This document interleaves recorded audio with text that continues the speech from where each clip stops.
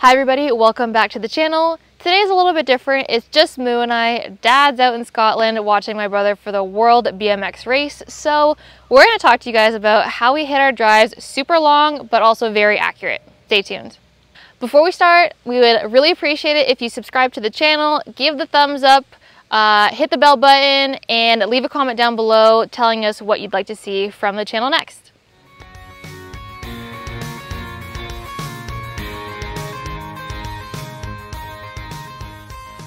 Okay, so first off, let's talk about what no resistance in the swing means to both of us, because obviously as you start to pick up club head speed and all that good stuff, you need to make sure that your body is yielding out of the way and you're not restricting whatsoever.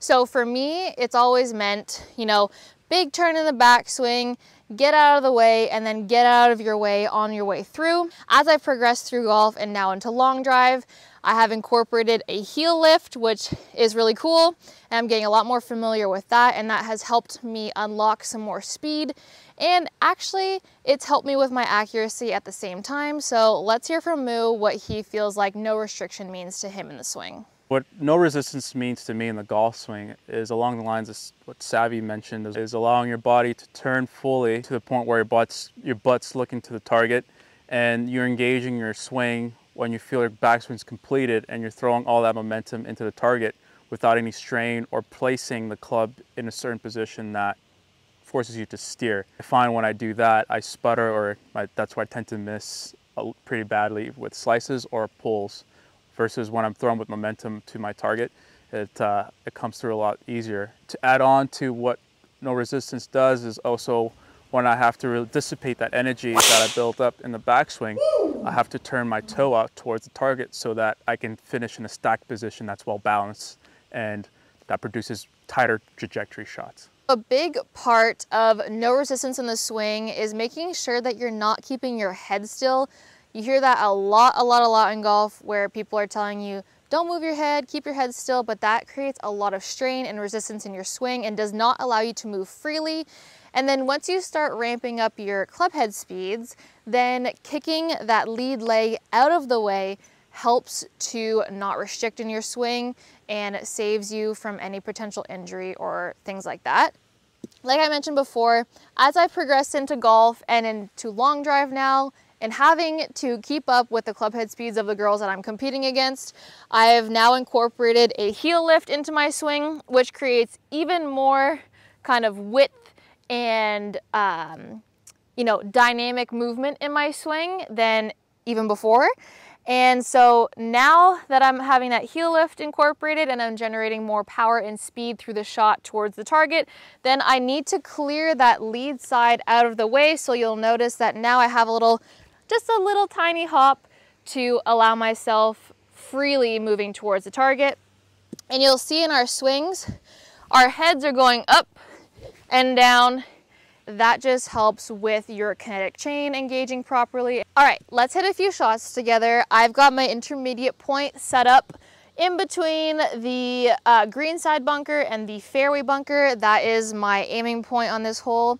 Once you've got target and intermediate point set up, I always like to pick a height in the distance. So we're gonna go twice the height of the trees. That helps with my speeds, my accuracy, especially on the golf course, because as Mo used to say, when you're thinking about the height that you wanna hit your shot on, then all of the things to the side of you go away.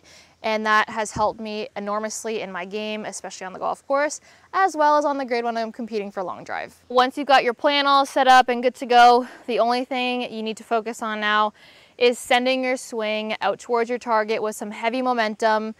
I like to let my swing breathe, so really making sure that I'm finishing my backswing and letting it load properly and then releasing it out towards the target.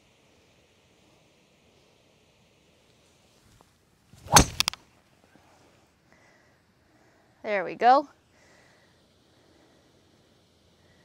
Right down the left center of the fairway. Let's confirm that one more time. Now the heel lift, I was really afraid of at first because I felt all discombobulated in my swing. But actually, it's really helped with accuracy because I know that once I lift up that heel, I really have to stay with my shot, and it keeps me way more accountable in terms of staying behind the hit. So I really love it now, actually.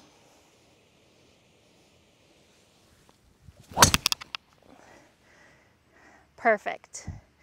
And you can see my lead legs clearing out of the way. Nice and easy. It's very subtle, but it just helps free up the swing even more than it already was. So let's see some shots from Moo.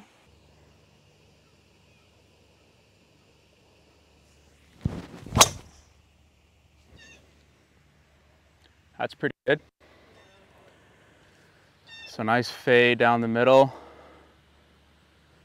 And I have 335 carry and 189 ball speed here. Let's see how that works. Moo and I have 3 more events left to go in this World Long Drive season. They are going to be televised on the Golf Channel, which is really exciting. And as travel costs and entry fees are a little bit more expensive for these events, we have set up a GoFundMe page for the 2 of us to help us get out there to those events and put on a show for you guys. We have absolutely loved doing long drive together. I got Moo into golf, and then he got me into long drive because he excelled so quickly in the sport.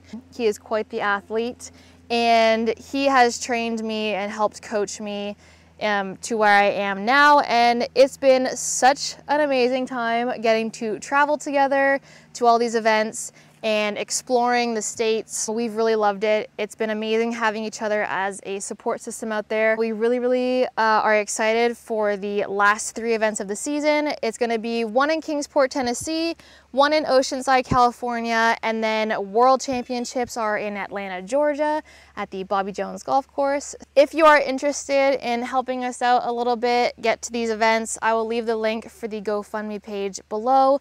Any little bit really helps, and we are infinitely appreciative if you do decide to donate a little bit. So without further ado, let's get back into the video and finish things off. For the last part of this video, I'm going to do my best to explain to you guys what the arc blur does to help me find the target a lot easier. Over here I have the intermediate point set up to allow me to find my direction down the fairway. What I like to do, you know, in most of my practice swing is I like to see where the blur passes through with the perpetual motion.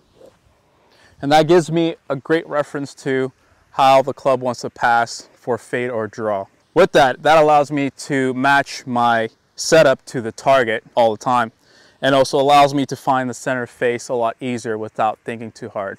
And I find this has helped me a lot in long drive, particularly being able to find the grid is very important. So matching up the arc blur to the target has helped me be more accurate on the golf course as well as on the grid on long drive competitions. So here I'm going to demonstrate how the arc blur helps me match to the target. So here I'm going to play a fade straight to the bunker on the right side of the green.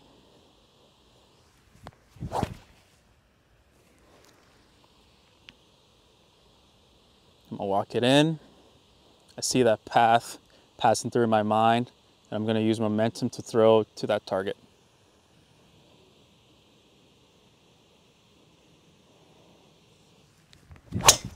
That is it for today's video. We hope that you guys enjoyed our take on what no resistance means to us in the golf swing and how we've been able to ramp up some speed but also maintain accuracy on the golf course and on the long drive grid. Don't forget, the GoFundMe link will be in the description box below. We thank you in advance if you do decide to help us out. So we hope that you guys enjoyed. We'll see you guys in the next video. Bye.